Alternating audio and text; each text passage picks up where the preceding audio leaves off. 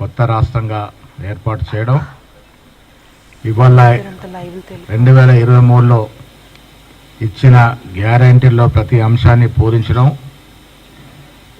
బీసీలకు రిజర్వేషన్ ఇస్తామని కామారెడ్డిలో డిక్లరేషన్ చెప్పిన ప్రకారం ఇచ్చే ప్రయత్నం చేయడం, ఇవన్నీ కాంగ్రెస్ పార్టీ యొక్క కమిట్మెంట్కి నిదర్శనం. ఇలా కాంగ్రెస్ పార్టీ మాట ఇచ్చిన ప్రకారం అన్నీ చేసుకుంటా పోతా ఉంది. స్థానిక సంస్థల ఎన్నికల్లో మాకు డిపాజిట్లు కూడా రావు, కనీసం మా ఉనికి ఉందని చెప్పుకునే ప్రయత్నం అన్నా చేయాలనే కార్యక్రమంలో భాగంగా ఇలా కాంగ్రెస్ పార్టీ మీద బీజేపీ బీఆర్ఎస్ పార్టీ ఒకటై కుట్రపూరితంగా లేనిపోని విమర్శలు చేస్తూ ఉన్నారు. కొత్తగా ఏదో బకాయి కార్డులని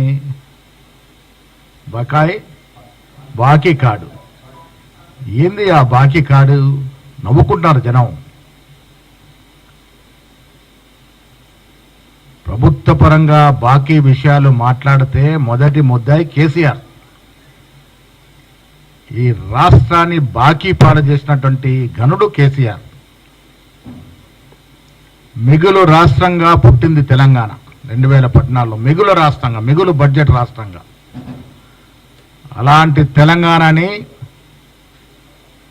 ఇబ్బడి ముబ్బడిగా ఒక ఆలోచన లేకుండా శుద్ధి లేని సంసారం నడిపి ప్రభుత్వ పరంగా, కార్పొరేషన్ల పరంగా, సొసైటీల పరంగా ఎక్కడ అవకాశం ఉంటే అక్కడ బాకీలు తెచ్చి దాదాపు 8 లక్షల కోట్ల అప్పులో తెలంగాణని